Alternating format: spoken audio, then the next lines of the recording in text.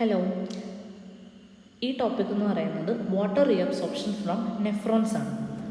അപ്പം water reabsorption നടക്കുന്നത് രണ്ട് തരത്തിലാണ് നടക്കുന്നത്. ഒബ്ലിഗേറ്ററി വാട്ടർ ട്രാൻസ്പോർട്ടും ഉണ്ട്, ഫാക്കൽറ്റേറ്റീവ് ആയിട്ടുള്ള വാട്ടർ ട്രാൻസ്പോർട്ടും ഉണ്ട്. ഒബ്ലിഗേറ്ററി വാട്ടർ ട്രാൻസ്പോർട്ടാണ് ഒരു 85% നടക്കുന്നത്. ഇനി എന്താണ് ഈ ഒബ്ലിഗേറ്ററി ആയിട്ടുള്ള വാട്ടർ ട്രാൻസ്പോർട്ട് എന്ന് പറയുന്നത്? അതായത് സോഡിയം, ക്ലോറിൻ, ഗ്ലൂക്കോസ് പോലെയുള്ള ഓസ്മോട്ടിക്കലി ആക്റ്റീവായിട്ടുള്ള പാർട്ടിക്കിൾസിൻ്റെ കൂടെ വെള്ളം റീഅബ്സോർബ് ആവുകയാണെങ്കിൽ ഓസ്മോസിസ് വഴി ആ ഒരു പ്രോസസ്സിനെയാണ് നമ്മൾ ഒബ്ലിഗേറ്ററി വാട്ടർ ട്രാൻസ്പോർട്ട് എന്ന് പറയുന്നത്. അതായത് ഈ പാർട്ടിക്കിൾസ് ഓസ്മോട്ടിക്കലി ആക്റ്റീവ് ആയതുകൊണ്ട് അവർ മൂവ് ചെയ്യുമ്പം അതിനോട് കൂടെ അവർ വാട്ടറിനെ കൂടെ വലിച്ചെടുക്കും. അപ്പം അങ്ങനത്തെ ഒരു മൂവ്മെൻറ്റ് അതിനെയാണ് നമ്മൾ ഒബ്ലിഗേറ്ററി വാട്ടർ ട്രാൻസ്പോർട്ട് എന്ന് പറയുന്നത്. അപ്പോൾ ഇവിടെ ഓസ്മോസിസ് ആണ് മെയിനായിട്ട് നടക്കുന്നത്. It is together with sodium, chlorine and glucose. ഇവിടെ ഒബ്ലിഗേറ്ററിയുടെ അർത്ഥം എന്ന് പറയുന്നത് കമ്പൽസറി ആണെന്നാണ്. അതായത് നമ്മളിപ്പോൾ ഓൾറെഡി കണ്ടു, സോഡിയം, ക്ലോറിൻ, ഗ്ലൂക്കോസ് അവർ പോകുമ്പോൾ അതിൻ്റെ കൂടെ വെള്ളത്തിന് വലിച്ചുകൊണ്ട് പോകുന്നതാണ്. അപ്പോൾ ഇവിടെ വാട്ടർ ഇസ് ഫോഴ്സ്ഡ് അല്ലെങ്കിൽ കമ്പൽഡ്, അതാണ് ഇവിടെ കാണാൻ പറ്റുന്നത്. വാട്ടർ ഇസ് ഫോഴ്സ്ഡ് അല്ലെങ്കിൽ compelled to follow the solutes. അപ്പോൾ അങ്ങനെ വരുന്നതാണ് ഒബ്ലിഗേറ്ററി വാട്ടർ ട്രാൻസ്പോർട്ട് എന്ന് പറയുന്നത്. ഇനി ഇത് എവിടെയൊക്കെയാണ് കാണാൻ പറ്റുന്നത്? PCTയിൽ, ലൂപ്പ് ഓഫ് ഹെൻലിയിൽ, DCTയുടെ ഒരു മിഡിൽ പോർഷനിൽ, അവിടെയൊക്കെയാണ് നടക്കുന്നത്. അതെങ്ങനെയാണെന്ന് നോക്കാം. PCTയിൽ ഒരു 60 to 70% ഓഫ് വാട്ടറാണ് നമ്മൾ റീഅബ്സോർബ് ചെയ്യുന്നത്. അതിന് അവിടെ നമ്മൾ യൂസ് ചെയ്യുന്ന ചാനൽ എന്ന് പറയുന്നത് അക്വാപോറിൻ 1 ആണ്. അക്വാപോറിൻ 1 PCTയുടെ സെല്ലുകളിൽ അതിൻ്റെ എപ്പിക്കൽ ആൻഡ് ബേസോലേറ്ററൽ മെംബ്രെയിനിൽ പ്രസൻ്റ് ആണ്. സോ അക്വാപോറിൻ 1 വഴി 60 to 70% ഓഫ് വാട്ടർ നമ്മൾ PCTയിൽ നിന്ന് റീഅബ്സോർബ് ചെയ്യും. ഇനി ലൂപ്പ് ഓഫ് ഹെൻലിയുടെ ഡിസെൻഡിങ് ലിംബിൽ നിന്ന് ഒരു 15% ഓഫ് വാട്ടറാണ് നമ്മൾ റീഅബ്സോർബ് ചെയ്യുന്നത്. ഡിസെൻഡിങ് ലിംബ് പെർമിയബിൾ ടു വാട്ടറാണ് നമുക്കറിയാം. അവിടെയും ആര് വഴിയാണ് നടക്കുന്നത്? അക്വാപോറിൻ 1 എന്ന് പറയുന്ന വാട്ടർ ചാനൽ. അക്വാപോറിൻ എന്ന് പറയുന്നത് വാട്ടർ ചാനൽസ് ആണ്. അക്വാപോറിൻ 1 വഴിയാണ് വെള്ളം റീഅബ്സോർബ് ചെയ്യുന്നത്. അവിടെയും എപ്പിക്കൽ ആൻഡ് ബേസോലേറ്ററൽ മെംബ്രെയിനിൽ വാട്ടർ ചാനൽസ് അക്വാപോറിൻ 1 പ്രസൻ്റ് ആണ്. ഇനി അസെൻഡിങ് ലിംബിൽ വാട്ടർ റീഅബ്സോർപ്ഷൻ നടക്കുന്നില്ല, കാരണം ascending limb is impermeable to water. ഇനി DCTയുടെ ഫസ്റ്റ് പാർട്ട് എന്ന് പറയുന്നത് റിലേറ്റീവ്ലി ഇംപെർമിയബിൾ ടു വാട്ടർ ആയിരിക്കും.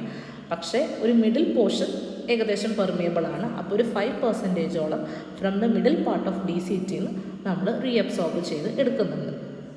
ഇനി അപ്പോൾ 85% ഓഫ് വാട്ടർ നമ്മൾ ഒബ്ലിഗേറ്ററി ആയിട്ട് നമ്മൾ റീഅബ്സോർബ് ചെയ്തെടുത്തു. ഇനി റെസ്റ്റ് 15% എങ്ങനെയാണെന്ന് നോക്കാം. റെസ്റ്റ് 15% റീഅബ്സോർബ് ചെയ്യുന്ന മെക്കാനിസത്തിനെയാണ് നമ്മൾ ഫാക്കൽറ്റേറ്റീവ് വാട്ടർ റീഅബ്സോർപ്ഷൻ എന്ന് പറയുന്നത്. ഫാക്കൽറ്റേറ്റീവിൻ്റെ അർത്ഥം എന്ന് പറയുന്നത് ഓപ്ഷണൽ എന്നാണ്.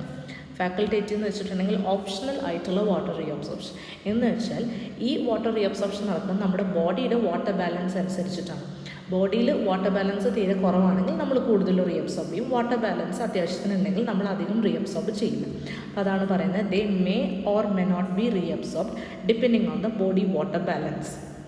ആൻഡ് ഇത് മെയിനായിട്ട് നടക്കുന്നത് ലാസ്റ്റ് പാർട്ട് ഓഫ് DCTയിലും കളക്റ്റിംഗ് ട്യൂബ്യൂൾസിലാണ് മെയിനായിട്ട് നടക്കുന്നത്. ആൻഡ് ഇത് ADH എന്ന് പറയുന്ന ഹോർമോണിൻ്റെ ഇൻഫ്ലുവൻസിലാണ് മെയിനായിട്ട് നടക്കുന്നത്. ADH under the influence of ADH ആയിരിക്കും ഇത് മെയിനായിട്ട് നടക്കുന്നുണ്ടാവുക. ഓക്കെ, അപ്പോൾ ആ മെക്കാനിസം എങ്ങനെയാണെന്ന് കാണാം. ADH എന്ന് പറയുന്ന ഹോർമോൺ V2 റിസപ്റ്റേഴ്സിൽ വന്ന് ബൈൻഡ് ചെയ്യും. ADH ഹോർമോണിൻ്റെ റിസപ്റ്റർ എന്ന് പറയുന്നത് V2 റിസപ്റ്റേഴ്സ് ആണ്. ഇനി V2 റിസപ്റ്റേഴ്സ് എവിടെ ഇരിക്കുന്നത്? അവരിയ്ക്കുന്നത് കളക്റ്റിംഗ് ട്യൂബ്യൂൾസിലുള്ള പ്രിൻസിപ്പൽ സെൽസിലാണ് ഇരിക്കുന്നത്. സോ ADH V2 റിസപ്റ്റേഴ്സിൽ ചെന്ന് ബൈൻഡ് ചെയ്യും. V2 റിസപ്റ്റേഴ്സ് ഇരിക്കുന്നത് principal cells of the collecting ട്യൂബ്യൂളിലാണ് ഇരിക്കുന്നത്. ADH V2 റിസപ്റ്റേഴ്സായിട്ട് ബൈൻഡ് ചെയ്യുമ്പം അഡിനൈൽ സൈക്ലേസിനെ ആക്ടിവേറ്റ് ചെയ്യും. അഡിനൈൽ സൈക്ലേസ് ആക്ടിവേറ്റ് ആയി സൈക്ലിക് AMP കൂടും. സൈക്ലിക് AMP പിന്നെ ഫർദർ പ്രോട്ടീൻ കൈനേസിനെ സ്റ്റിമുലേറ്റ് ചെയ്യും. ഈ പ്രോട്ടീൻ കൈനേസിനെ സ്റ്റിമുലേറ്റ് ചെയ്യുമ്പോൾ അവിടുത്തെ പ്രിൻസിപ്പൽ സെൽസിൻ്റെ സൈറ്റോപ്ലാസത്തിൽ ശ്രദ്ധിക്കണം, സൈറ്റോപ്ലാസത്തിൽ ഇരിക്കുന്ന കുറച്ച് വെസിക്കിൾസ് ഉണ്ട്. ആ വെസിക്കിൾസിലാണ് മറ്റൊരു വാട്ടർ ചാനലായിട്ടുള്ള അക്വാപോറിൻ 2 ഇരിക്കുന്നത്. അപ്പോൾ പ്രോട്ടീൻ കൈനേസിൻ്റെ സ്റ്റിമുലേഷൻ കാരണം സൈറ്റോപ്ലാസത്തിൽ ഇരുന്നിരുന്ന അക്വാപോറിൻ 2 ആ പ്രിൻസിപ്പൽ സെൽസിൻ്റെ മെംബ്രെയിനിലോട്ട്, ലൂമിനൽ മെംബ്രെയിനിലോട്ട് വന്നിട്ട് ഇൻസേർട്ടഡ് ആവും. അപ്പോൾ insertion of aquaporin 2 from the cytoplasm into the luminal membrane, അതാണ് നടക്കുന്നത്. അങ്ങനെ അക്വാപോറിൻ 2 ഒരു വാട്ടർ ചാനൽ ആയതുകൊണ്ട് അതുവഴി വാട്ടറിൻ്റെ റീഅബ്സോർപ്ഷൻ നടക്കും. ആൻഡ് അക്വാപോറിൻ 3 and 4 ഉണ്ട്. അവർ ബേസോലാറ്ററൽ മെംബ്രെയിൻ ഓഫ് ദ പ്രിൻസിപ്പൽ സെൽസിലാണ് നമുക്ക് കാണാൻ പറ്റുന്നത്. അവരും വാട്ടർ ചാനൽസ് തന്നെ ആയതുകൊണ്ട് അവർ വഴി വാട്ടർ റീഅബ്സോർപ്ഷൻ നടക്കും. അപ്പോൾ എ ഡി എച്ച് എങ്ങനെയാണ് ഫാക്കൽറ്റേറ്റീവ് റീഅബ്സോർപ്ഷൻ നടത്തിയിട്ടുള്ളത്? എ ഡി എച്ച് വന്നിട്ട് പ്രിൻസിപ്പൽ സെൽസിലുള്ള V2 റിസപ്റ്റേഴ്സായിട്ട് ബൈൻഡ് ചെയ്തു. അഡിനൈൽ സൈക്ലിക് AMPയുടെ എമൗണ്ട് കൂടി, അത് പ്രോട്ടീൻ കൈനേസിനെ സ്റ്റിമുലേറ്റ് ചെയ്തു. പ്രോട്ടീൻ കൈനേസ് സ്റ്റിമുലേറ്റ് ആയതുകൊണ്ട് സൈറ്റോപ്ലാസ്മിലിരുന്ന അക്കോപോറിൻ 2 മെംബ്രെയിൻസിലോട്ട് ഇൻസേർട്ടഡ് ആയി. അതുവഴി വാട്ടർ റീഅബ്സോർപ്ഷൻ നടന്നു. അക്കോപോറിൻ 3 and 4 ബേസോലേറ്ററൽ മെംബ്രെയിനിലാണുള്ളത്, അതുവഴി വാട്ടർ റീഅബ്സോർപ്ഷൻ നടന്നു. അപ്പോൾ ഇങ്ങനെയാണ് ലേറ്റർ പാർട്ട് ഓഫ് ദ DCTയിലും കളക്റ്റിംഗ് ഡക്റ്റിലും നമ്മൾ വാട്ടർ റീഅബ്സോർബ് ചെയ്യുന്നത്. അപ്പോൾ under the influence of ADH ആയതുകൊണ്ട് തന്നെ ആബ്സെൻസ് ഓഫ് ADH വരുമ്പോൾ വാട്ടർ റീഅബ്സോർപ്ഷൻ റിലേറ്റീവ്ലി അല്ലെങ്കിൽ കമ്പാരിറ്റീവ്ലി കുറവായിരിക്കും. അപ്പോൾ ഇത്രയേ ഉള്ളൂ ശരിക്കും പറഞ്ഞാൽ വാട്ടർ റീഅബ്സോർപ്ഷൻ എന്ന് പറയുന്നത്. ഇനി അക്കോപോറിൻസിനെ പറ്റി നമ്മൾ കുറച്ച് കാര്യങ്ങൾ പറയുകയാണെങ്കിൽ അക്കോപോറിൻ 1 നമ്മൾ ഓൾറെഡി കണ്ടു, PCTയിലാണ് മെയിനായിട്ടുള്ളത്.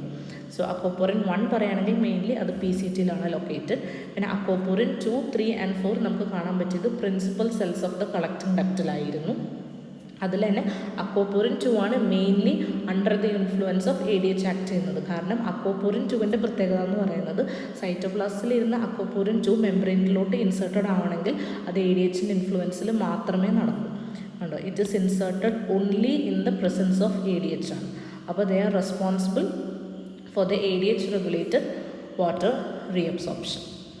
പിന്നെ ഇനീഷ്യലി അവർ സൈറ്റോപ്ലാസിലായിരുന്നു, പിന്നെ അവർ മെംബ്രെയിനിലോട്ട് ഇൻസേർട്ടഡ് ആയി. പിന്നെ അക്കോപോറിൻ 3 and 4 അവർ basolateral membrane of the principal സെൽസിൽ പ്രസൻ്റ് ആണ്. അപ്പോൾ ഇത്രയേ ഉള്ളൂ വാട്ടർ ട്രാൻസ്പോർട്ട്. ചെറിയൊരു ടോപ്പിക്കാണ്. Thank U.